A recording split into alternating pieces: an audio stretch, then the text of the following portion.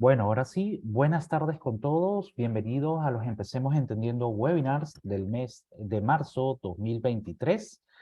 En esta ocasión vamos a empezar esta semana de webinars con Aníbal Morán del grupo Prince y Pasa con el webinar Polietileno articulado para Wire and Cables. Para iniciar, nos gustaría hacer una breve presentación de Aníbal. Él es el responsable de investigación y desarrollo del grupo Prince y Pasa en Argentina. Él es Master Science en Ingeniería Química, egresado de la Universidad del Zulia, en Maracaibo, Venezuela, con una especialidad en transformación de plásticos en la Universidad de San Martín, en Buenos Aires, Argentina. Es un profesional con más de 10 años de experiencia en investigación y desarrollo en las industrias de la petroquímica y de la transformación de plásticos. Antes de darle la palabra a Aníbal, pueden los asistentes utilizar el chat para formular preguntas o consultas que vayan a bien teniendo a medida que Aníbal realiza su presentación, y luego de ella, en la sección de preguntas y respuestas, pues se las estaremos transmitiendo a él. Sin más, Aníbal, muchas gracias por estar nuevamente con nosotros. Te doy la palabra. Bueno, muchas gracias Alejandro, gracias por la invitación, gracias a todas las personas que se encuentran acá el día de hoy y que les haya parecido interesante. Como título, el tema que les traigo, que tiene que ver con polietileno reticulado para Wire and Cables, o XLP. Probablemente muchos de los que están acá presentes han visto XLP, estas siglas en cables de distribución de energía eléctrica, pero ¿exactamente a qué se refiere el XLP? Bueno, por supuesto es polietileno reticulado, pero en el webinar del día de hoy, el objetivo sería que más o menos ustedes se lleven consigo información bastante general o bastante básica sobre el uso de este material dentro de uno de los componentes de lo que es un cable. Y acá es donde quiero empezar, cables, porque el día de hoy vamos a hablar de wire and cables, que sería la industria de construcción o fabricación de cables como tal. Entonces, cuando hablamos de cables, no, estamos hablando sobre lo que sería distribución de electricidad, desde una central termoeléctrica, desde una planta nuclear, desde una hidroeléctrica, la energía que se produce y que luego es distribuida a través de cables de energía eléctrica. Y utilizamos cables no solamente en lo que sería a la salida de la central eléctrica, sino lo que es la transmisión, como muchos habrán visto, por supuesto, estas torres gigantescas que soportan metros y metros de cables.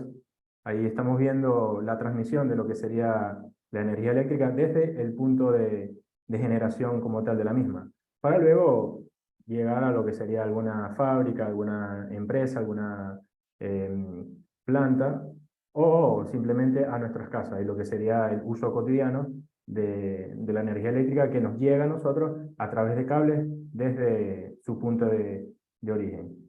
Entonces, la primera diferenciación o clasificación que uno puede encontrar entre cables sería el voltaje o la tensión que cada uno de estos maneja. Y en función de eso, de la tensión que van a manejar, se pueden concebir distintas configuraciones o distintas formas de construir un determinado cable. Entonces, más o menos, como a grosso modo lo que vemos es que los cables pueden diferenciarse entre baja tensión, que sería con una tensión que es menor a los 1000 voltios, luego vendría lo que sería la media tensión, con un voltaje entre 1000 y 33.000 voltios, y los de alta tensión, con voltajes de más de 33.000 voltios. Y cada uno de estos puede tener una configuración específica, pero lo que sí tienen que tener todos como componente principal, bueno, no componente principal porque el componente principal sería el conductor, que puede ser o de cobre o de aluminio, que es ese metal capaz de transportar electrones, que a su vez sería un flujo de energía eléctrica, pero que tienen que estar recubiertos por lo que conocemos como aislación, la aislación del cable, que es lo que permite que lo que tú generaste en términos de energía eléctrica llegue tal cual al punto que debería llegar o donde va a ser utilizado esta energía eléctrica en cualquier aplicación. Pero bueno, tenemos que hablar de las necesidades de los cables, ¿no? En cuanto a este material de aislación.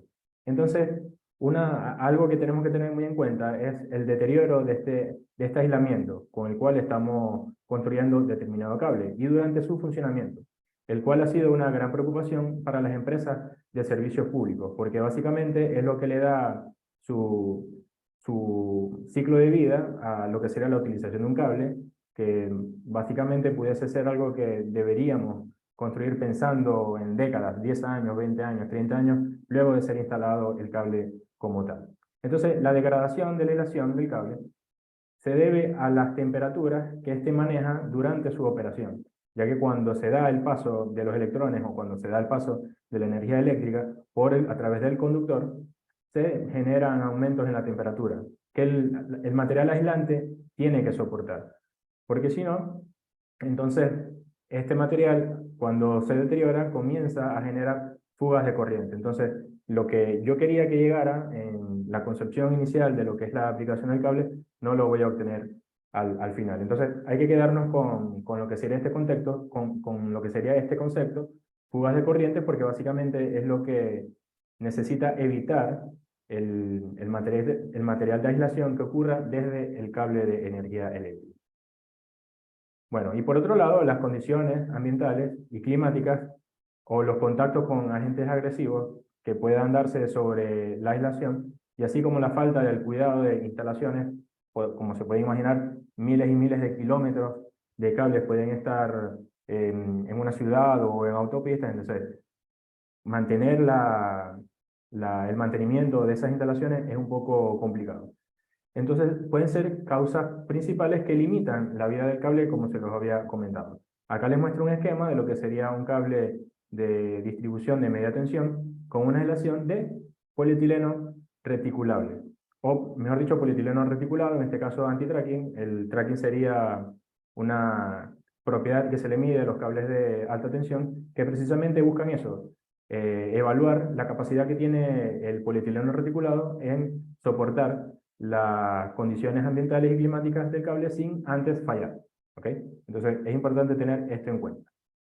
Pero claramente no es solamente polietileno reticulado lo que se usa como material de aislación, de hecho ni siquiera fue el primero que se empezó a utilizar. Cuando hablamos de materiales de aislación, poliméricos en este caso, vamos a conseguir dos grandes grupos, que serían los aislamientos termoplásticos y los aislamientos termoestables, que por supuesto, como muchos de ustedes sabrán, estos son los mismos términos que describen el comportamiento de resinas poliméricas versus la temperatura. La clasificación sería aquella donde los termoplásticos son aquellos cuya viscosidad sufre un reblandecimiento progresivo con aumento de la temperatura, o en materiales semicristalinos donde hay presencia de fases cristales, se produce la fusión de estos cristales y el material puede fluir. Mientras que los materiales o los polímeros termoestables son aquellos que cuando aumenta la temperatura no ocurre nada como tal, pero llega un momento en el que se comienzan a deteriorar e incluso pudiese generarse lo que sería una reacción de combustión y el material pudiese comenzar a incendiarse, ¿no? Entonces, bueno, hablando un poco sobre los aislamientos termoplásticos que podemos conseguir, está el policloruro de vinilo, el PVC, que todavía hoy en día es muy utilizado a pesar de las grandes limitaciones que por regulaciones se ha querido implementar para limitar el uso del policloruro de vinilo como material de aislación del cable. Todavía eso no ha sido posible. De hecho, tengo que comentar que yo trabajo en una empresa llamada Prince y Pasa, que es una fábrica que fabrica compuestos específicamente de PVC. Y esta es una aplicación cotidiana que se puede llevar casi que el 50% de lo que producimos hoy en fábrica. Así que PVC como material de aislación todavía le queda mucho tiempo. También podemos encontrar cables con poliuretano como material de aislación o como polietileno, resina virgen, ya sea específicamente puede ser de lineal de baja densidad o de alta densidad, ¿no? Y dentro de los materiales termoestables que se pueden utilizar como material de aislación, tenemos el etilenpropileno, el neopreno o el protagonista del día de hoy, el polietileno reticulado. Entonces, hay que decir que el XLP o polietileno reticulado fue desarrollado como material de aislación que puede utilizarse en aplicaciones con temperaturas de operación que pueden llegar a los 90 grados. Entonces, si lo comparamos con PVC, vemos que la cantidad de aplicaciones en la cual tú puedes utilizar el polietileno reticulado es hasta mayor. ¿Por qué? Porque el PVC ya a 90 grados comienza a sufrir temas de, estoy muy cerca de la temperatura de transición vítrea, entonces las moléculas del PVC no se mantienen como muy estables. De hecho, con el tiempo, a esa temperatura puede tender a degradarse, a desprender ese cloruro de hidrógeno. Entonces, el policloruro de vinilo se limita simplemente a aplicaciones de materiales de aislación sobre cables que manejan bajo voltaje. Mientras que el polietileno articulado no solamente tiene bajo voltaje, sino medio voltaje o media tensión, cuando hablamos de tensión, y de alta tensión también tiene aplicabilidad. Entonces, aquí es donde el polietileno articulado tiende a ganarle un poco al PVC como material de preferencia en estas aplicaciones. Entonces, habría que hablar un poquito sobre el polietileno virgen como tal, o lo que sería la resina de polietileno. Se entiende como polietileno a aquella resina que se obtiene tras la polimerización de esta olefina como el etileno, ¿no? Donde múltiples unidades repetitivas del monómero de etileno comienzan a unirse en estas reacciones de polimerización hasta obtener al polímero polietileno. En este caso, yo les presento un polietileno de cadena lineal, y acá tengo que hacer una clasificación también de lo que es el polietileno respecto a su arquitectura, donde nos conseguimos con polietilenos lineales, que son aquellos que no presentan otras ramas que no sean aquellas correspondientes a los grupos laterales, y los cuales que incluso ya estaban presentes dentro del etileno. Entonces, uno puede diferenciar perfectamente lo que es la cadena principal del polietileno cuando este es lineal. Pero también tenemos los polietilenos ramificados, que es cuando, bueno, tengo ramificaciones que depende de la densidad final que tenga este material, pueden ser similares en cuanto a su longitud a la cadena principal o ramificaciones pequeñas, ¿no? Pero igualmente sería la misma unidad repetitiva, sería esa misma molécula de etileno como monómero. Pero también tengo polietileno entrecruzados, que serían aquellos cuando varias cadenas poliméricas se unen o entrecruzan entre sí mediante enlaces covalentes. Y cuando hablamos de polietileno reticulado, hay que decir que es un polietileno entrecruzado. Pero ya más adelante vamos a hacer la salvedad, porque cuando el polietileno se degrada, tiende a reticularse, a formar lo que son geles. En este caso, el polietileno reticulado como material de aislación, se busca es que sea algo más uniforme o más estable en todo lo que sería su masa como tal. Entonces, bueno, habría que, antes de seguir, hablar que el polietileno reticulado es un tema de gran interés, ya que ha emergido dada la necesidad de cumplir con requerimientos en algunas aplicaciones donde él por sí solo, como resina virgen, no logra alcanzar. Entonces, aquí podemos comparar estas propiedades en las cuales el polietileno reticulado le gana a la resina de polietileno virgen como tal, como por ejemplo su resistencia a químicos o su resistencia a soportar temperaturas sin que sufra degradación alguna, o el incremento de propiedades mecánicas, el incremento significativo del peso molecular, que en realidad esto no sería una ventaja, sino bueno, algo que molecularmente ocurre. También, por supuesto, si aumenta el peso molecular, disminuiría, perdón, el índice de fluidez. Muchos se van a estar preguntando, esta persona está hablando de índice de fluidez y se refiere al polietileno articulado como un material termoestable. Bueno, ya van a saber por qué les digo. Entonces, estas diferencias o estas ventajas del polietileno articulado versus la resina virgen de polietileno le permite a este material ser utilizado en aplicaciones como de wear and cable, de material de aislación, que sería el tema del día de hoy, pero también puede ser utilizado para diseñar o construir tanques para manejar químicos, porque como les había comentado, una de las ventajas que tiene el polietileno reticulado es su resistencia a los ataques de ciertos químicos agresivos o que serían agresivos para el polietileno virgen. Pero también puede ser utilizado para transportar fluidos calientes. Podemos fabricar tuberías de polietileno reticulado para transportar agua caliente, o para algunas que otras prótesis, ¿no? Por supuesto, en este caso hay que tomarlo con pinzas, depende de qué prótesis estemos hablando. Bueno, hay un tema de nomenclatura, y es que el XLP y el PEX son polietileno reticulado, La diferencia entre el XLP y el PEX sería que el XLP es una nomenclatura utilizada para cables. O sea, yo identifico el polietileno reticulado o el grado de polietileno reticulado que utilizo para cables. Ya vamos a entrar un poco más en detalle sobre esto de los grados. Y el PEX es una nomenclatura que utilizo para el material de polietileno reticulado que diseño o utilizo para fabricar caños o tuberías o piezas de este tipo de aplicaciones. Lo que sí es que ambas, tanto el polietileno para caños y tuberías como para el de cables, nace de una reacción química controlada, como les había comentado, llamada reticulación aplicada al polietileno. Porque como les dije, el polietileno cuando se degrada tiende a entrecruzarse, pero no es algo que me pueda servir para otra cosa. Lo que me sirve como polietileno reticulado es el que fue controlado y el que se aplicó para obtener este material como tal. Entonces, el resultado de esta reacción química es que las moléculas adquieren mayor rigidez y resiliencia, es decir, la capacidad de deformarse pudiendo volver a la forma original. Y ahora lo que les voy a mostrar sería un esquema en 3D de lo que sería la masa de polietileno reticulado como tal. Recuerden que el polietileno es un material semicristalino, es decir, tiene fase amorfa y fase cristal. En el esquema que les estoy mostrando acá, o en el sistema que les estoy mostrando acá, la fase cristal tendríamos que verlas como esas líneas que se encuentran paralelas entre sí, no importa el plano en el que esté, pero que acá la pueden ver como esas líneas azules o líneas rojas. Eso sería como que la fase cristal del polietileno. Mientras que lo amorfo sería ese espacio que se encuentra entre cada uno de estos cristales. Como se pueden imaginar, los puntos de entrecruzamiento que yo generé luego de esta reacción controlada de reticulación aplicada, serían esos puntos rojos. Y como pueden ver, es en la zona amorfa, es decir, la zona cristal del polietileno no se reticula.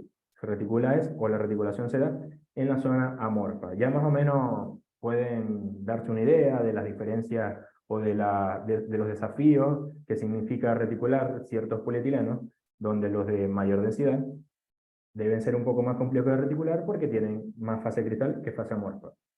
Y los polietilenos de baja densidad son un poco más fáciles de reticular porque tienen más fase amorfa que cristalina. Esa sería más o menos la lógica en este sentido cuando uno habla de densidad y de la capacidad de reticulación que tiene determinado polietileno.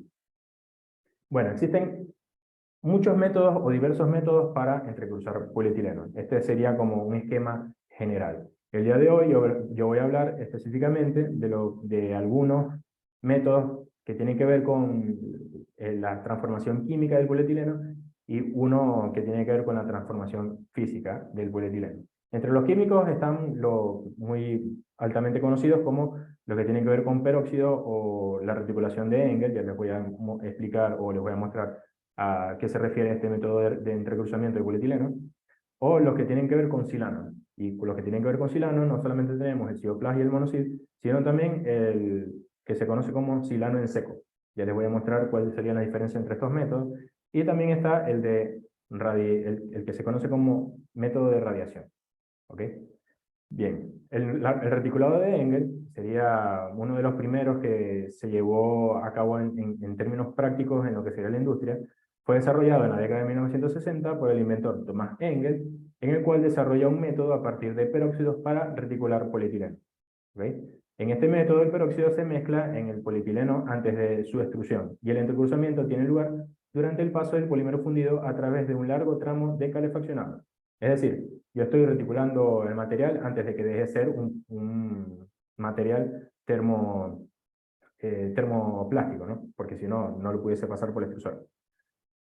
Entonces, lo que les comentaba sobre la clasificación según el grado de reticulación es que hay normas como la ISO 15875 que te puede clasificar el PEX, el polietileno reticulado para caños, en función del grado de reticulación que este puede tener. Entonces, los polietilenos reticulados que obtengo por el método de Engel son polietilenos con grados de reticulación superiores al 70%, ¿ok? Al 70% de material reticulado, es decir, que el otro 30% no está reticulado, pero bueno, con estos grandes porcentajes de masa ya reticulado es un material termoestable.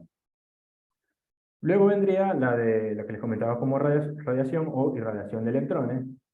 En realidad este fue el primero que se elaboró, el de Engel vino unas décadas después. Es bajo este método lo que se logra es el entrecruzamiento del material por la irradiación de un caño extruido con unas de electrones. Entonces el método de procesamiento como tal, si bien los primeros estudios fueron en 1930, claro, por eso es que lo coloqué de segundo, como fabricación o como método de fabricación se comenzó a desarrollar en 1970, pero este tiene una desventaja que es un precio de fabricación muy elevado. Entonces, bueno, por allí hay empresas que lo hacen de esta forma o hay otras que no.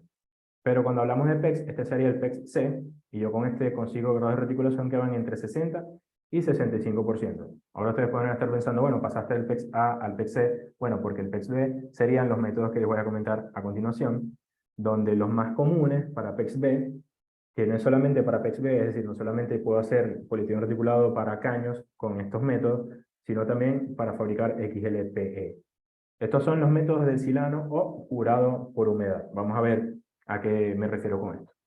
Entonces habría que empezar con el método conocido como Cioplast, que fue desarrollado en 1968 por Dow Corning, quien patentó un proceso de reticulación mediante la mezcla de agentes de acoplamiento a base de silicio, muy comúnmente llamados como silanos. Pero además de esto, también con el uso de peróxidos, como el método de Engel, sobre polietileno fundido. Como le comentaba, este proceso se conoce como Cioplast, o así lo patentó Dow Corning, o el método de los dos pasos, de two step. Pero si tengo el de dos pasos, también tengo el de un paso, que curiosamente se comenzó a desarrollar algunos años después por la British Insulated Calendar's Cable en conjunto con Mayfeller S.A. Mayfeller es una empresa muy famosa porque diseña tornillos de extrusión y básicamente fue la que patentó el tornillo para extruir cables con el proceso de monosil, que sería un solo paso, ¿no? Al principio se conocía como monosil, de un solo paso, pero ahora también se le conoce como el proceso de Nokia-Mayfeller.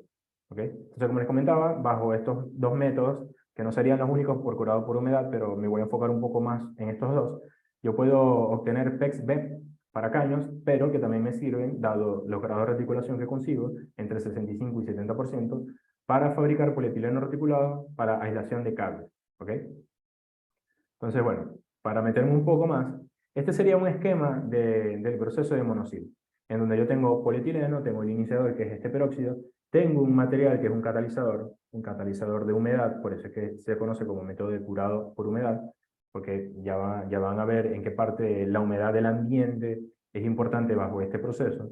También tengo la dosificación del silano, dosificación de antioxidantes, dosificación de diversos aditivos, ayudantes de procesos o de carga, dependiendo del material de aislación que quiero fabricar.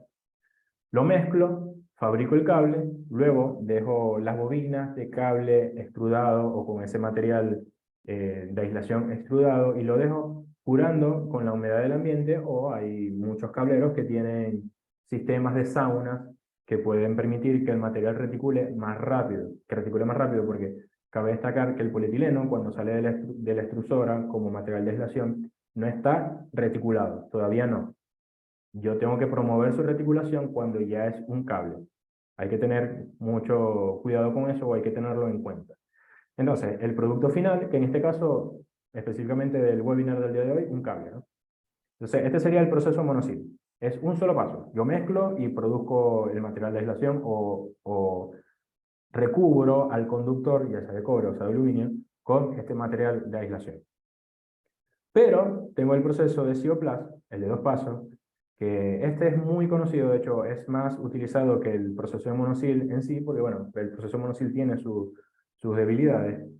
Este básicamente es un proceso en el que yo fabrico un compuesto de polietileno reticulable, donde va a estar el silano, va a estar el iniciador de peróxido, se va a producir una reacción de injerto o un grafting dentro de la extrusora, es decir, yo estoy acá hablando de extrusión reactiva, y luego que tengo esos pellets de este compuesto que fabrica acá, los voy a mezclar con un compuesto que básicamente es un master batch de este catalizador de humedad que también se utiliza para el monosil.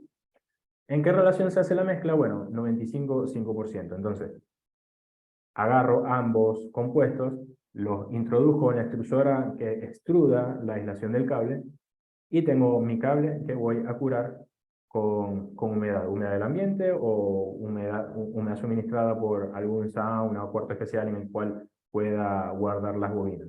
¿Ok? Bueno, ¿cuáles son las reacciones presentes en Cioplas? Porque como les comenté, cuando fabrico ese primer compuesto, estoy fabricando o lo estoy haciendo bajo extrusión reactiva. Entonces, ¿qué reacciones hay allí? Primero sería la de la ruptura homolítica del iniciador, donde genero radicales libres que a su vez atacan, o bueno, decir atacar es un poco agresivo, pero que abren esas puertas en la cadena del polietileno para que el silano se pueda injertar. Para que el silano se pueda injertar, como lo están viendo acá en el esquema de reacciones que les estoy presentando. Entonces, son reacciones en cadenas y finalmente lo que obtengo es ese compuesto A que conozco como polietileno reticulable. Ojo con el nombre, polietileno reticulable. Todavía no está reticulado. ¿Ok? Para reticularlo tengo que mezclarlo luego con el catalizador. Entonces, como les comentaba, esto lo hago mediante extrusión reactiva. ¿Sí? Entonces, vamos a hablar un poco sobre lo que es extrusión reactiva, ya que estamos el día de hoy acá. Entendemos cómo, o se entiende cómo inicialmente hubo, o se quería modificar polímeros propiamente in situ, en máquinas, por vías mecanoquímicas. Es decir, yo degradaba, porque en realidad cuando hablamos de extrusión reactiva, primero se genera una degradación del material, a través del cual se generan rupturas homolíticas, al igual que la del peróxido, pero ya yo estoy generando estas rupturas homolíticas por efectos de cizallamiento dentro de la extrusora, en este caso, ¿no? Y bueno, por supuesto, cuando tengo la ruptura homolítica, estoy creando radicales libres en sí, que es como lo ven acá. Sin embargo, la mecanoquímica por sí sola no es lo suficientemente potente para la iniciación de reacciones de injerto por radicales libres. Reacciones de injerto, que es la que yo necesito llevar a cabo en la extrusora, donde produzco este compuesto de polietileno reticulable.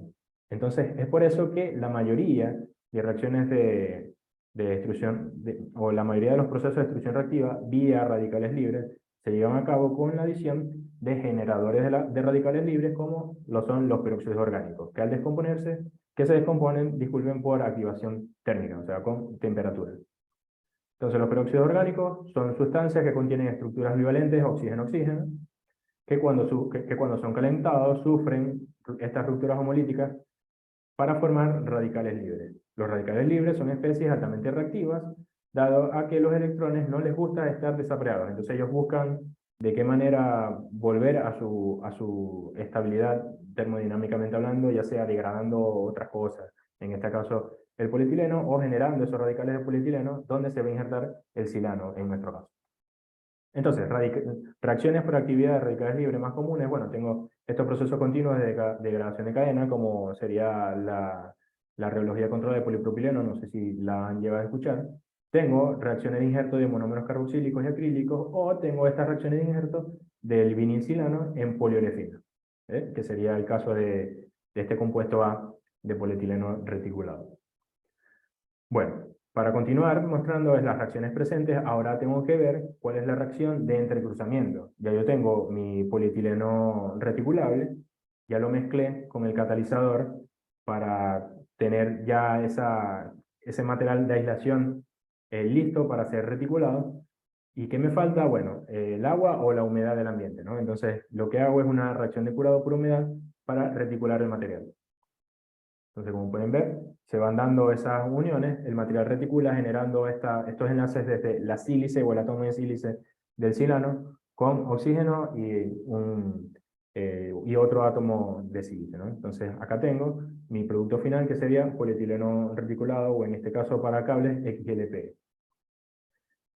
Entonces, bueno, acá produzco mi cable. Cabe destacar que esta sería una representación esquemática de los átomos que se pueden ver en el polietileno reticulado. Vean que tenemos los átomos de sílice, los de oxígeno que están presentes en esta reticulación, y por supuesto las cadenas de polietileno. Entonces, estas son las reacciones presentes de Cioplas. Ahora quiero mostrarles algunas alternativas para Cioplas o monosil, porque como les comentaba al principio, no son las únicas formas de entrecruzar polietileno, que al final voy a luego curar por humedad. También tengo lo que sería copolímeros de etileno silano. Esto sería un polietileno reticulable que yo fabrico directamente en el reactor de polimerización del polietileno. Este fue un procedimiento que fue introducido al mercado en 1986. Grandes empresas como la Union Carbide en Estados Unidos, Borealis, Mitsui, también la famosa Dow Chemical, han tomado la delantera ofreciendo este tipo de copolímero. Este copolímero es producido, como les comentaba, mediante la reacción o durante la reacción de polimerización del polietileno, adicionando el silano directamente al reactor. Estos productos de copolímero son más estables durante el almacenamiento y se curan con un catalizador y agua exactamente de la misma forma que con el Cioplast y que el Monosil. ¿Okay? Son también materiales que se entrecruzan mediante un catalizador con la humedad del ambiente. Además de eso tengo el método conocido como silano en seco, que este es muy similar al monosil, excepto que en lugar de usar aditivos líquidos, el silano, el peróxido y el catalizador se absorben en una resina porosa. Típicamente se puede utilizar polipropileno o etilenvinilacetato o la EVA, o polietileno de alta y baja densidad. Entonces lo que hacemos es como un master batch, ¿no? Un master batch con silano y catalizador.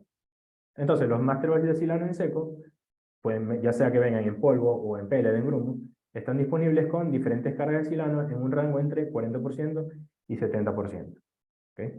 Entonces, ya les mostré, digamos, los métodos más comunes para fabricar polietileno entrecruzado, pero ahora cabe la pena mostrar las ventajas y desventajas que tienen estos, ¿no? Entonces, por ejemplo, cuando comparamos Cioplast con Monosil, vemos que el Cioplast tiene una velocidad de curado o de entrecruzamiento mayor a la del Monosil. Pero el Monosil tiene un costo menor de material y de producción propiamente, porque lo estoy haciendo todo en un solo paso. En el Cioplast tengo esta desventaja que tengo que hacer dos procesos distintos. Además de que tiene limitaciones con su ciclo de vida antes de ser utilizado. Es decir, yo debería tender a utilizarlo lo más pronto posible, aunque en realidad esto es uno de los desafíos que tiene el productor de este compuesto, porque tiene que asegurar que la estabilidad del material, y ya vamos a hablar, o ya les voy a mostrar a qué me refiero con estabilidad del material, antes de ser extrudado o antes de que la aislación sea extrudada. Porque algo clave, como les decía, la reticulación tiene que darse cuando ya el material está fabricado, o sea, cuando ya tengo el cable producido. Entonces, lo que serían los polietilenos reticulables que yo hago por polimerización son más estables, y esto me refiero con los shelf life que son más altos que Cioplast y Monosil, pero tienen velocidades de reticulación un poco más lentas. Sin embargo, bueno, en cuanto a términos de calidad, los compuestos que se generan bajo este procedimiento de copolimerización son son los mejores, son los que tienen propiedades en términos de calidad mucho mayores a los demás procesos. Sin embargo, son los más costosos, porque se podrán imaginar, necesito un reactor. O sea, nosotros como compuesteros, con tener que hacer inversiones en reactores de polimerización y luego lo que está todo detrás de un reactor de polimerización, ya sea que tengo que recuperar solventes o tengo que tratar con sustancias químicas volátiles o muy complicadas de manipular.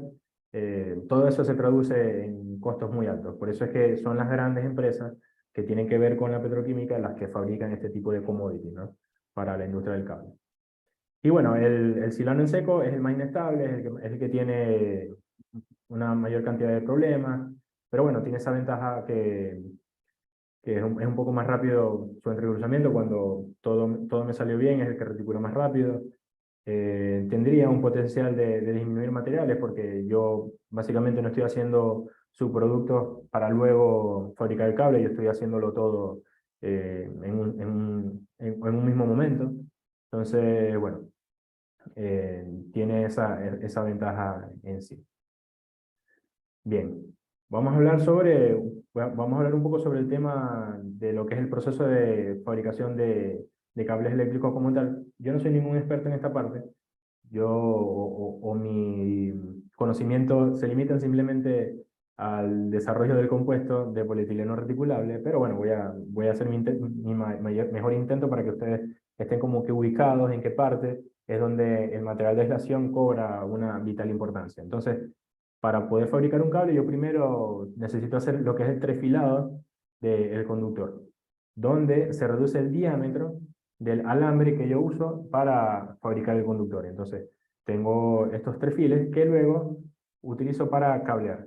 Entonces, lo que hago es que voy uniendo los hilos luego del trefilado para obtener la sección o el diámetro como tal del conductor, que luego voy a extrudar o en el que luego voy a fabricarle su material de aislación con esta extrusora que ven en el medio, que ese sería el tipo de cabezales que se utilizan para aplicarle el material de aislación al conductor. Fíjense que el material fundido entra por un lado y se consigue de manera perpendicular al conductor y luego sale como si, recubriendo perfectamente a lo que sería, lo que sería en este caso el conductor. Entonces, ¿qué sería el aislamiento? Bueno, es el proceso en el cual se coloca, por medio de una extrusión, un recubrimiento aislante sobre el conductor para evitar fugas de corriente, como les comenté en un principio de la charla. Pero bueno, ahí es importante tomar en cuenta las variables del proceso del extrudado. Tenemos que las temperaturas juegan un rol importante durante la extrusión del material, porque por supuesto yo necesito temperaturas elevadas para poder fundir el material y que luego este pueda ser transportado dentro de la extrusora por medio de esfuerzos de corte. Entonces los esfuerzos de corte también juegan un papel importante y cuando me refiero a esfuerzo de corte también estoy hablando de configuraciones del tornillo, donde puedo conseguir de repente mezclado o mezcladores distributivos como lo serían los tipo piña, que son los que pueden ver a su mano derecha en la parte de abajo, o los mezcladores MADO, que ya tienen que ver con mezclas dispersivas, ¿no? Pero bueno, en muchos casos este tipo de mezclado es como muy agresivo, entonces hay que tener eso en cuenta porque los esfuerzos de corte aumentan. Además, también tengo que tomar en cuenta lo que sería la relación longitud-diámetro del tornillo, o las RPM como velocidad del tornillo. También el screen pack o el juego de mallas que yo coloco en el cabezal de la extrusora, lo que sería el cabezal, la forma o el diseño del cabezal de la extrusora, el tiempo de residencia que el material, en el que el material está dentro del extrusor, y la relación de compresión de la extrusora, que preferiblemente que sea entre 2 y 3. Estamos extrudando una poliolefina, al fin y al cabo, entonces tiene que ser una relación de compresión que sea adecuada para poliolefinas, pero que no sea tan agresiva porque yo puedo tender a reticular al material dentro de la extrusora. Y ese sería como tal uno de los principales problemas, que el material reticule dentro de la extrusora y que se genere lo que se conoce como scorch o reticulación prematura. Es decir, todas estas variables, temperaturas, esfuerzo de corte, en sí, configuración del tornillo, la relación longitud-diámetro y las demás, juegan un papel importante como variables dentro del proceso de extrusión del aislamiento, porque puedo generar extrusión reactiva. Entonces, bueno, vamos a quedarnos con ese concepto allí. Voy a seguir avanzando en lo que sería el proceso de fabricación del cable eléctrico. Luego de que yo extrudo la aislación, paso a una etapa de enfriamiento, en la cual se utiliza una pileta o batea de agua con un enfriamiento gradual para que el material mantenga la forma que le di cuando lo hice pasar por el cabezal del extrusor. Luego vendría lo que se conoce como la inspección del material aislado ya reticulado, y luego el tensado y enrollado, que es esa última etapa cuando fabrico como tal la bobina. Entonces, por ejemplo, lo que les comentaba como reticulación prematura, yo me puedo dar cuenta durante la inspección o durante la fabricación del cable si estoy teniendo este tipo de problemas. Entonces, cuando hablamos de reticulación prematura, puede ser o un problema del compuesto en sí como tal, que tenga algún tema de mayor cantidad de catalizador, porque si tengo mucho catalizador, entonces voy a tender a reticular el material dentro de la extrusora, o si tengo humedad a la entrada de la extrusora, también voy a tender a reticular el material de forma prematura, o si tengo de repente mucho silano, eso también puede ser una consecuencia, o también puede traer como consecuencia la reticulación prematura. Ya les voy a mostrar cómo se ve eso de reticulación prematura, porque es un problema. Pero la superficie de la aislación tiene que verse bastante lisa, sin rugosidad, sin esta reticulación prematura para que pueda pasar el proceso de inspección. Entonces, si lo pueden ver en el esquema, sería la etapa 6.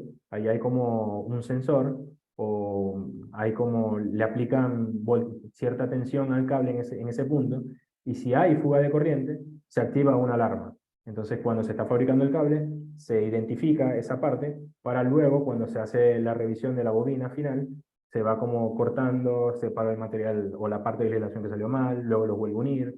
Entonces, mientras más estable es el material, menos tengo que estar reparando el material en la bobina. Bueno, vamos a hablar de los métodos de ensayo que se pueden aplicar al material cuando es un compuesto, es decir, antes de fabricar el cable. Entonces, tengo el índice de fluidez, el polietileno reticulable fluye porque todavía no está reticulado. Como les comentaba, es un tema muy importante la humedad, porque si me entra humedad en la extrusora, yo voy a tender a que se genere esa reacción de reticulación. ¿Por qué? Porque tengo el polietileno reticulable, tengo el catalizador y voy a tener la humedad, ¿ok? Que es lo que lo hace reticular al final. Luego, algo muy importante, densidad aparente y tiempo de flujo. ¿Por qué? Porque yo estoy llevando a cabo mezclas de compuesto A y mezclas de compuesto B. Ojo, esto es en términos de Cioplas o de la copolimerización, que también utiliza un compuesto como catalizador. Compuesto A, polietileno reticulable; compuesto B, catalizador. Así lo podemos identificar en la industria. Algo que también tiene que ver es el tamaño de pellet o número de pellets por gramo. Entonces, estos serían ensayos que yo le puedo realizar al compuesto cuando lo recibo, yo como fabricante del cable, ¿no? Entonces, para hablar un poco de grosso modo sobre ellos, ya todos acá estamos familiarizados con el índice de fluidez que se lleva a cabo comúnmente con la norma ASTM D278. Básicamente uso lo que se conoce como un plastómetro y bueno, es muy simple. Cargo el cañón del plastómetro con el material a evaluar y luego le someto una presión en la parte de arriba de un pistón que yo coloco para que obligue a ese material fundido a pasar por una trafila. Entonces, la cantidad en gramos de material que pasa por la trafila por cada 10 minutos es lo que yo entiendo como índice de fluidez. Siempre reportando temperatura y peso que utilicé para hacer ese proceso de extrusión, porque esto sería al fin y al cabo una extrusión también por la trafila. Como les comentaba, el método de humedad, el contenido de humedad en los pellets de polietileno reticulable, es muy importante, ya que es un aspecto que hay que tener muy en cuenta a la hora de extrudar la aislación del cable. Entonces, el contenido bajo de humedad, estamos hablando de menos de 300 ppm de humedad, garantizan que no se produzcan problemas en la extrusión referidos a la aparición de grumos por reticulación prematura o scorch. Ya les voy a mostrar unas fotos de cuando esto se sale de control. Entonces, yo puedo hacerlo por el método del Carl-Fischer, que es descrito por la ASTM D6869, o por un método por pérdida de peso, que sería la eliminación de la humedad como un volátil, con termobalanzas que están referidas a la norma ASTM D6980. Puedo hacerlo de estas dos maneras.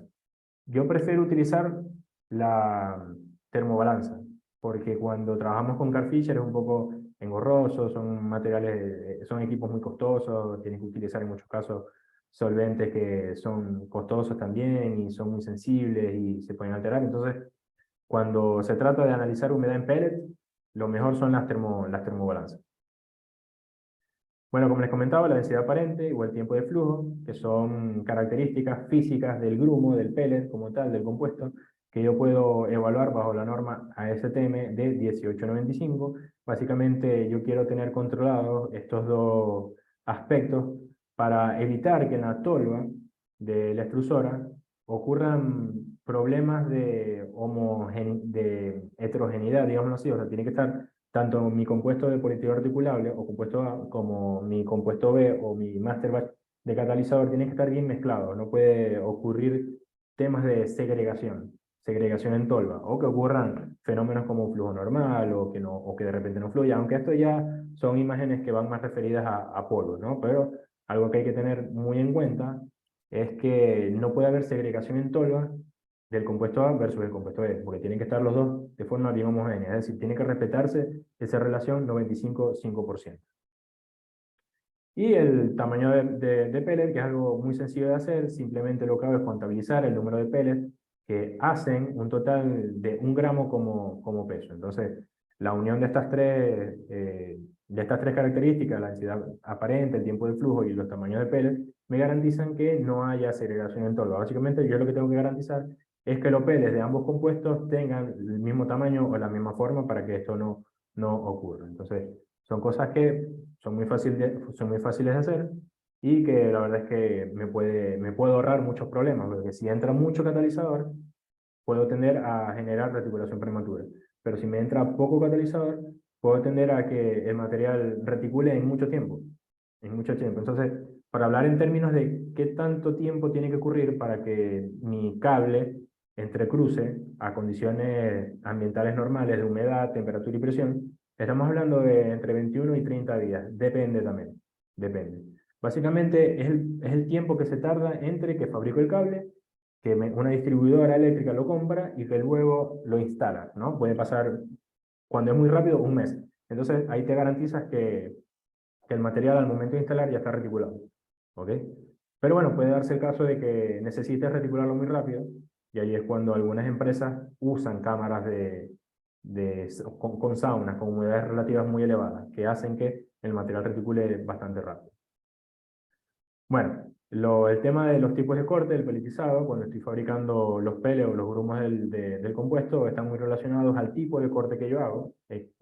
Algo que yo siempre comento es que existen dos tipos de corte, el corte a la distancia o corte en frío, que yo utilizo una pileta o batea de enfriamiento para enfriar fideos que salen desde el cabezal de la extrusora y que luego son pelletizados. O el corte a la cabeza, un corte en caliente, que es donde se hace el pelletizado directamente sobre el cabezal de la extrusora. Entonces, bueno, esto con lo que tenía que ver con el material en cuanto a recepción como materia prima de estos grumos de los compuestos de polietileno reticulado. Pero, por supuesto, cuando se hace la mezcla de los compuestos o cuando genero el cable, y a veces cuando el cable ya está curado o cuando ya es propiamente un XLP, hay otros procedimientos que yo puedo llevar a cabo para analizar la calidad del mismo, ¿no? Entonces, los que ustedes pueden ver que están sombreados en negrita son de los cuales voy a hablar. Básicamente no voy a hablar de las propiedades mecánicas, porque bueno, se pueden clasificar entre las de antes de envejecer y las de después de envejecer. Envejecer cuando lo someto a condiciones que tienden a degradar el material. En este caso, tanto la norma STM de 638, que sería antes de envejecer, es decir, el material, por supuesto, ya reticulado, para yo medir estas propiedades de tensión, estas propiedades mecánicas de tensión y elongación a la ruptura, y luego cuando lo someto a temperaturas elevadas por una semana, 2 semanas, 21 días, depende. Depende de lo que quieras evaluar. Puede darse bajo la norma IS 60811, apartado 401. La norma IS 60811 es muy importante para la medición de las propiedades sí, mecánicas, químicas, eléctricas, no solamente del polietileno articulado como tal, sino de los materiales de aislación como tal. Entonces, bueno, esa la voy a dejar de lado, al igual que lo que serían propiedades eléctricas como tal, como se conoce como resistividad volumétrica y la constante de resistencia de aislamiento. Estamos fabricando materiales de aislación que me tienen que garantizar que no existan fugas de corriente, entonces que funcionen como material de aislación. Estos serían estas dos constantes. Entonces, ¿qué es lo que les voy a hablar? Bueno, voy a hablar de lo que se conoce como la determinación del grado de reticulación, lo que sería la determinación del torque máximo, y lo que sería el alargamiento en caliente, que ya son ensayos que se hacen propiamente para ver o para evaluar la reticulación del material. Y por último, la determinación de lo que sería el contenido de negro de humo, en las aplicaciones sobre todo de bajo voltaje, cuando hago materiales de aislación de polietileno articulado, son de color negro, pero tienen que cumplir con cierta cantidad de negro de humo en su interior. Vamos a hablar de eso. Y, por último, lo que sería la inspección visual de la superficie de cable, lo que les explicaba en ese paso de inspección durante la fabricación de la aislación, para asegurarnos de que no haya, por ejemplo, grumos de polietileno reticulado de forma prematura o scorch. Entonces, vamos al grano. El primero es la determinación del grado de reticulación, bajo la norma ASTM de 2765. Básicamente lo que esta norma explica es cómo armar un aparato que consta de una columna que actúa como un condensador eh,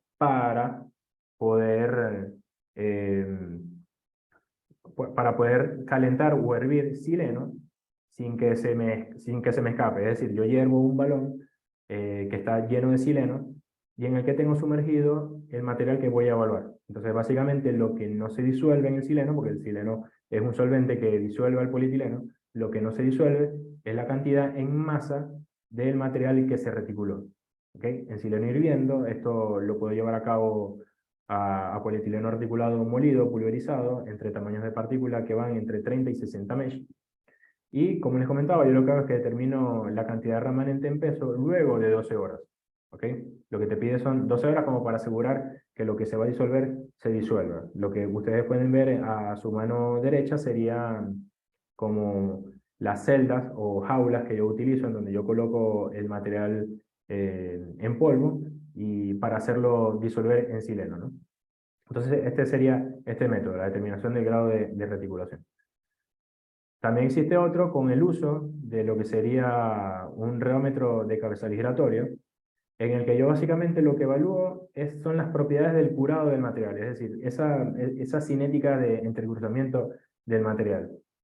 Yo lo que hago es que sigo el método establecido por la norma ASTM-D 3795, utilizando un reómetro de cabezal giratorio, y voy a ver una curva, o voy a graficar una curva como la que ustedes pueden ver a su mano izquierda, en donde al principio sería el material fundiéndose, cómo disminuye el torque, pero luego, a medida que se va curando, se va entrecruzando, el material va aumentando su torque hasta llegar a un momento que se vuelve constante. Entonces, qué tanto aumentó el corte me da una idea de qué tanto se reticuló, o de qué tanto, o de qué tan rápida fue esa cinética de reticulación. Por último, en cuanto a términos de reticulación del material, y este sería el método utilizado por excelencia por los fabricadores del compuesto de polietileno reticulado y por los cableros, sería el método conocido como alargamiento en caliente o hot set test, que, como les comentaba, la norma IS 68011, en su apartado 507, explica cómo llevar a cabo este procedimiento, que la verdad es que es bastante sencillo. Yo lo que hago es que fabrico probetas tipo Alterio desde el cable que ya debería estar, perdón, desde el cable fabricado del material aislado ya extrudado, cuando lo deseo evaluar, lo que hago es que coloco estos halterios a curar en agua caliente o en agua hirviendo, y en lo que cabe destacar que mientras más alta sea la temperatura, el curado o el entrecruzamiento va a ser más rápido. Y luego tomo estas probetas ya curadas o reticuladas y las coloco en una estufa. No lo coloco acá, pero tiene que hacerse a 200 grados por 15 minutos.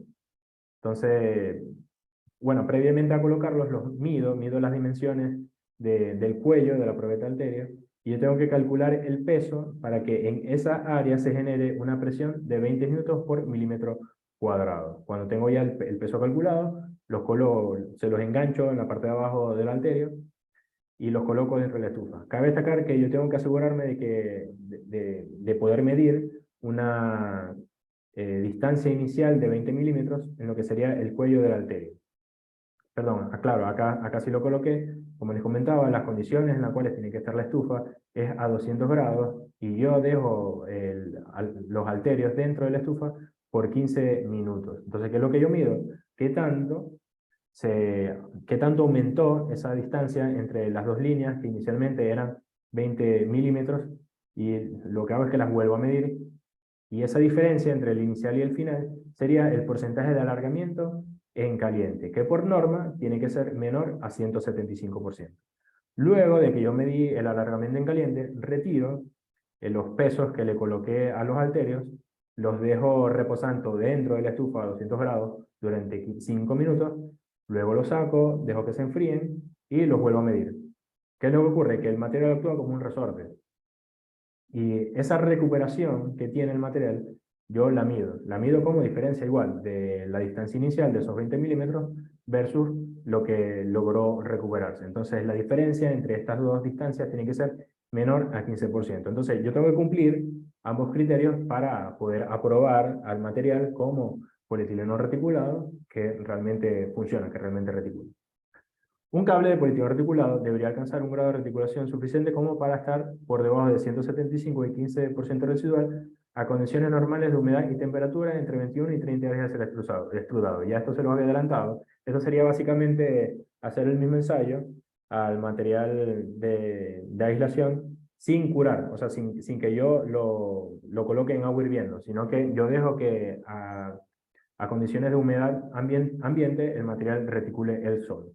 ¿Okay? Entonces tiene que cumplirse el criterio, tanto de la forma rápida, si le queremos poner un nombre, la forma rápida que sería colocar el material en agua hirviendo, o la forma ambiental o en la cual él reticula el sol.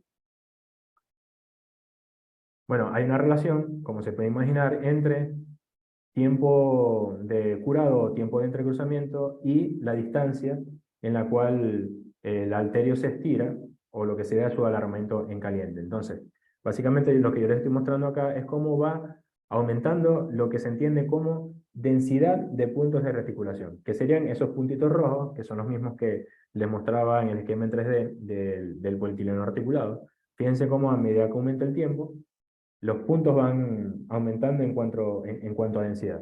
Y lo que ocurre es que el halterio se estira menos. Es decir, cuando el alargamiento en caliente es muy bajo, entonces el grado de reticulación es alto. O si lo queremos decir de otra manera, a medida que aumenta la reticulación, el alargamiento en caliente disminuye. También lo podemos ver con este gráfico que básicamente describe lo que les estoy comentando. A medida que aumenta el tiempo de reticulación o a medida que aumenta la reticulación, la elongación o el alargamiento en caliente disminuye. Bueno, esos habrían sido los métodos comúnmente utilizados para evaluar la reticulación en sí o la cinética de reticulación en sí del polietileno articulado. Luego, como les comentaba, muchos cableros, como para estar seguros de que se cumple lo que exige la norma en cuanto a contenido de negro de humo en la aislación del cable. Entonces yo tengo que usar, para poder determinar la cantidad de negro de humo, el procedimiento ya sea el descrito por la norma STMD 1603 o el descrito por la ISO 6964, que básicamente lo que ellos dicen es, lo que ellos describen es el uso de un horno eléctrico tubular con inyección de nitrógeno para degradar el material.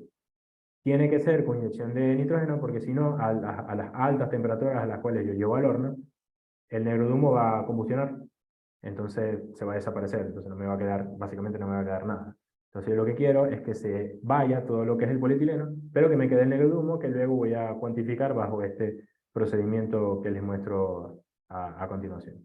Entonces yo calcino el material y ese remanente lo peso, y esa es la cantidad de negro de humo que tengo en el material.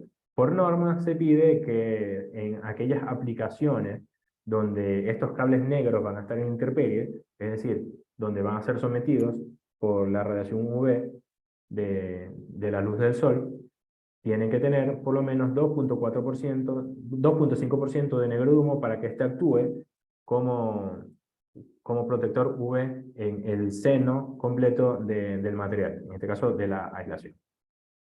Bien, entonces por último les voy a mostrar qué es lo que hay que observar cuando hacemos esa inspección visual de la superficie del cable extrudado, y básicamente yo lo que tengo que asegurarme, lo que tengo que garantizar, es que no hayan grumos de reticulación prematura o scorch. Fíjense cómo lo podemos ver. Eso sería la superficie de un cable de polietileno reticulado extrudado. Fíjense que son estos grumos, o estos que podemos ver acá. Estos puntos o estos grumos son puntos de falla donde va a fugarse donde va a haber fugas de corriente.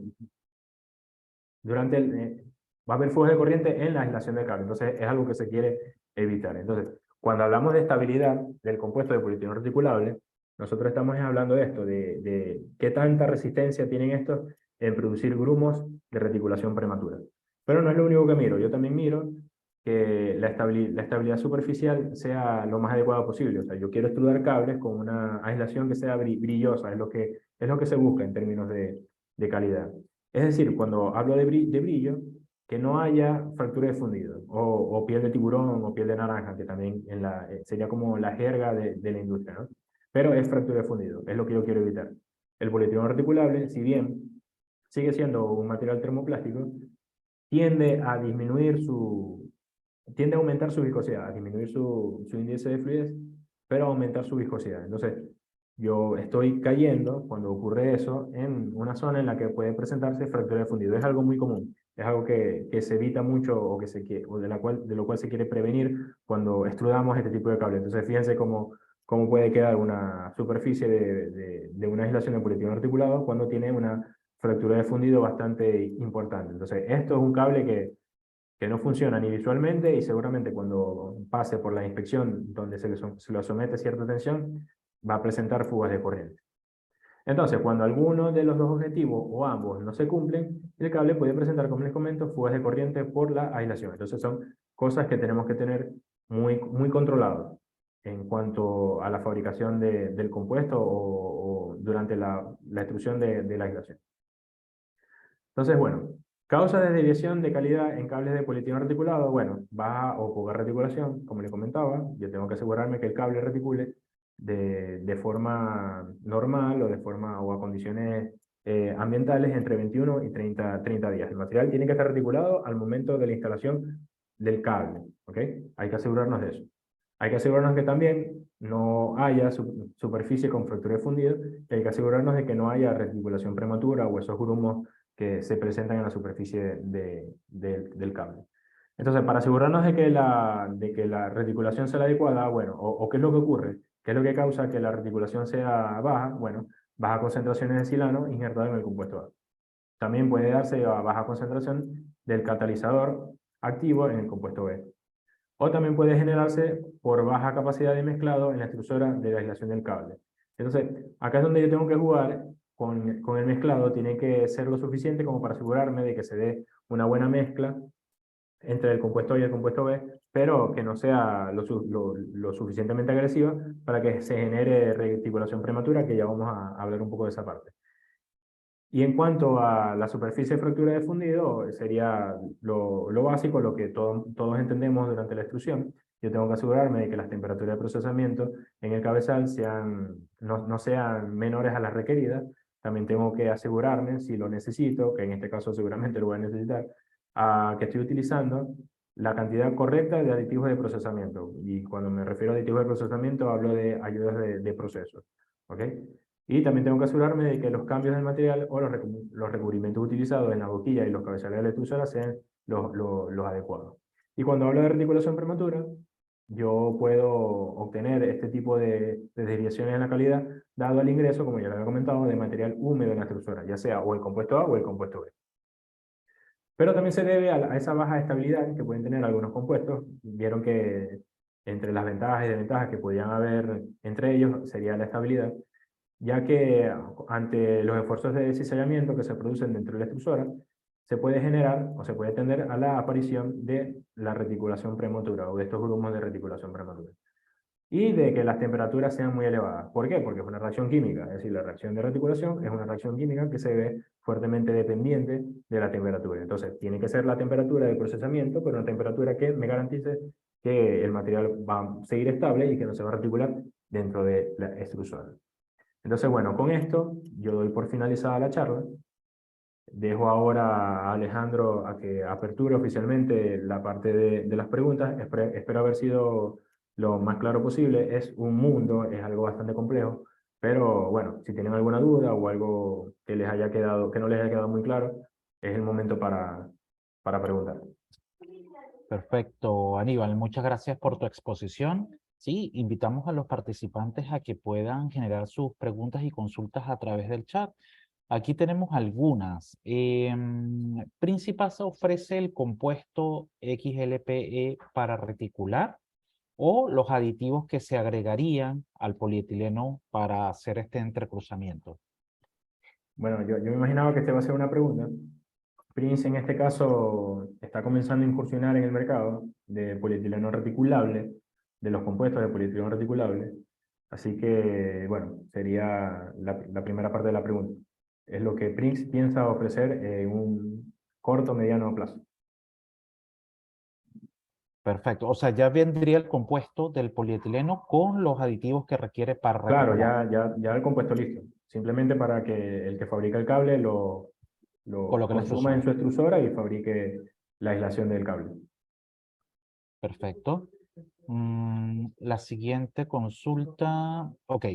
¿Qué tipo de materiales de recubrimiento se busca sustituir con el uso de XLPE o qué tipo de condiciones favorecería su uso en el cableado, por supuesto, ¿no? Sí, se busca sustituir, en realidad ya tiene su nicho el polietileno reticulado, es decir, ya hay aplicaciones, las aplicaciones donde se utiliza ya están estandarizadas para cierto desarrollo, dimensionamiento de cables o diseño de cables, ya se entiende que lo que hay que usar es polietileno reticulado y que se ganó ese espacio por estas capacidades o propiedades que tiene, que sea resistente a, a las condiciones agresivas del medio en el que puede estar o que sea resistente a las temperaturas de operación. Fíjense que en donde sí le ha ganado mucho terreno al PVC sería en ese uso o en esa fabricación de cables de baja tensión, donde de repente la temperatura de operación puede ser muy elevada y por ahí el PVC se puede degradar. Entonces ya ahí, si hablamos de sustitución, en ese caso sí lo ha sustituido. Pero bueno, ambos tienen su uso igual, ambos en este momento se consumen para materiales de aislación en cables de bajo voltaje. Pero en donde sí no puede competir el PVC es en media y mucho menos en alta, donde las temperaturas son mucho más elevadas. Allí es donde sí o sí tiene que ser polietileno reticulado. Perfecto. Este tipo de compuesto, Aníbal, se entiende que es un compuesto al menos nuevo en el uso para la región, ¿no? Hablamos LATAM, ¿no? Princi pasa para este tipo de pruebas, cambios, ofrecen algún tipo de, digamos, de modelo de prueba para sustituir materiales que actualmente se están utilizando por parte de los fabricantes de cableados. Sí, bueno, la idea es que, propiamente hablando en el mercado argentino, porque claramente tenemos que empezar por acá, la idea es ofrecerle al mercado una alternativa a las que ya existen, que o son importadas o pueden venir de Brasil, que sería, digamos, el país de Latinoamérica donde hay productores de polietileno reticulado. Luego, cuando tú vienes a Argentina, hay uno solo, y luego nosotros queremos entrar también, queremos estar en esa parte. Entonces, sí, la idea sería sustituir aquellas aplicaciones en donde el mercado que es importado, bueno, por otra opción local, en donde podamos de repente mejorar algunos aspectos en cuanto a la calidad del cable que los materiales de la competencia todavía no han llegado, o como, bueno, caes en esa zona de que tienes el monopolio o tienes poca competencia, entonces no te hace falta invertir en buscar mejorar esos aspectos que tiene tu material que por ahí está fallando. Bueno, un poco la siguiente pregunta tenía que ver con lo que estás comenzando a responder. ¿Principasa comercializa únicamente para Argentina o también comercializa para otros países fuera de Argentina? Sí, la idea es que donde tenemos hoy presencia con PVC como para material de aislación, como compuestos para material de aislación de cables de baja tensión, entremos también con polietileno reticulado. Hemos tenido clientes en Chile, Paraguay, Bolivia que nos compran o nos han comprado compuestos de PVC para cables. La idea es entrar allí también. Así que sí, la respuesta sería sí. Perfecto. Esas son las preguntas que se han formulado durante tu presentación. Aquí por interno te dicen agradezco la presentación, la exposición ha sido muy clara. Saludos y entendemos entonces que esos contactos que estás mostrando en este momento en la pantalla son a través de los cuales cualquier consulta, duda que se pueda generar a Sí, través de lo que has expuesto puede ser consultado. sí, sí, correcto. Son mis vías personales de contacto, pero cualquier cosa que le pueda beneficiar a la empresa, seguramente se las voy a transmitir. Excelente. Bueno, Aníbal, entonces estamos concluyendo lo que sería la presentación de este primer webinar de esta sesión de marzo 2023. ¿Tienes algunas palabras entonces de cierre para con los participantes? Sí, claro, Alejandro. Bueno, básicamente repetir mi agradecimiento contigo y como empecemos entendiendo por abrirme nuevamente las puertas y tener la oportunidad de transmitir conocimientos sobre otras áreas que tienen que ver con la industria del plástico, pero que dista bastante de lo que fueron mis primeras charlas acá, porque siempre fue como muy orientado a la coloración del plástico. Entonces, algo que tiene una aplicabilidad en otros segmentos de la industria, pues para mí ha sido un agrado transmitir la información. Excelente. Eliana, tienes la mano levantada. No sé si quieres hacer una consulta. Eliana Valle tiene la mano levantada. No sé si quieres hacer una consulta. Bueno, No sé si la aparentemente hizo, no. porque creo que la hizo... Ah, A no, ver. escribió, no, perdón. No. Perfecto. Entonces, muchas gracias, Aníbal. Muchas gracias también a Pringis Pasa por estarnos acompañando nuevamente en estos webinars. Igualmente con todos los demás presentes. El día de mañana continuamos con esta semana de webinars con PET Extrusion Line, con Harald Schindler de la empresa Cune, a las 10 de la mañana, hora Lima, Bogotá. Sin más, nos despedimos. Hasta una próxima oportunidad. Chao, chao. Bueno, gracias a todos. Chao, chao.